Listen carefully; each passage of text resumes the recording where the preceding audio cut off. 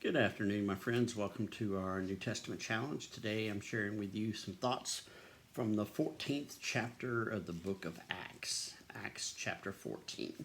We are in the midst of the expansion of the early church, Paul and Barnabas. Today's chapter is about the two of them and as they go about moving from various location to various location. They start off in Iconium. They went into the Jewish synagogue and they spoke, and a lot of the Jews and the Gentile Greeks became believers, and folks were getting excited. And it's kind of interesting how the gospel was one of those. It was there wasn't a whole lot of people that kind of stayed neutral in the proclamation of this. You either had folks that were very, very interested, or folks who were very, very upset. I kind of put it, there's certain things, for instance, you eat or drink. For me, I think a lot of times it's root beer or like licorice. Those are two things that you either like or you don't like. Not a whole lot in between. There's not a lot of people, I can take it or leave it. Usually it's either I love it or I hate it.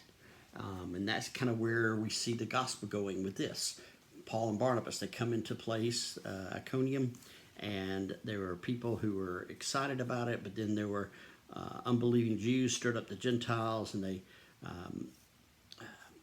kind of started thinking about making an attempt on their lives, and so Paul and Barnabas slipped out of town and headed on down the road.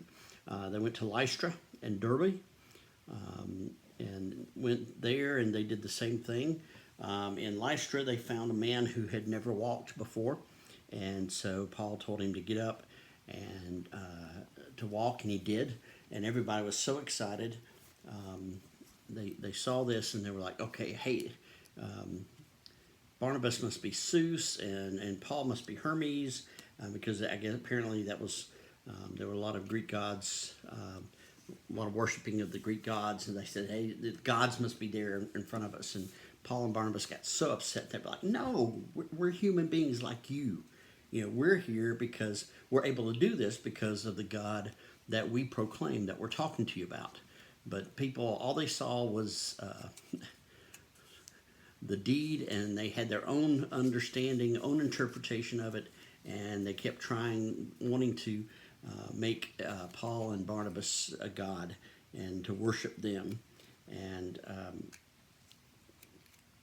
they said, even with these words, they scarcely restrained the crowds from offering sacrifice to them.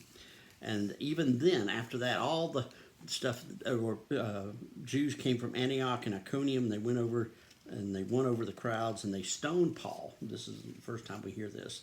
They stoned Paul, and they drug him out of town and left him for dead. And when the disciples came up and saw him, turns out he was still alive. He got up, and they left town. They returned to Antioch in Syria, and they went back to the various churches that they had helped start, and they kind of went back and just checked in with them, make sure everything's okay, strengthened them, listened to them, find out what's going on, and then again kind of poured some more into them.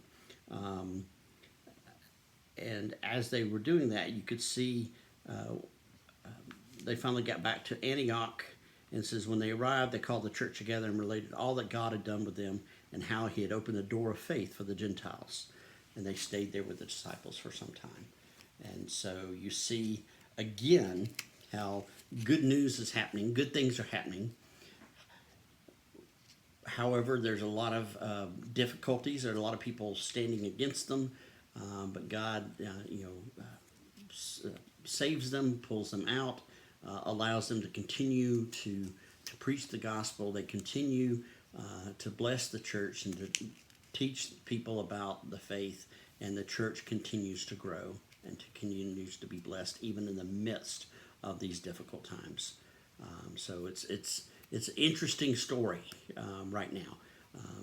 And looking back 2,000 years, we know that the only way the church could be where it is now, with billions of people, believers, would be because the church grew so fast and so rapidly and spread so quickly back in the very beginning. That's the only way it could have happened if it spread like it did, like wildfire, back in the times of Paul and Barnabas.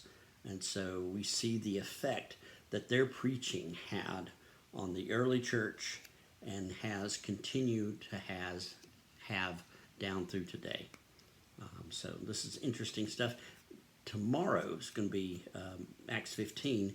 We head into the Council of Jerusalem, where they truly do talk about what does it mean for Gentiles to be followers of Christ. They have a council and talk about it and deal with it. And again, very, very important decisions to be made in Acts chapter 15. Hope this has been helpful, my friends. We'll talk to you again tomorrow.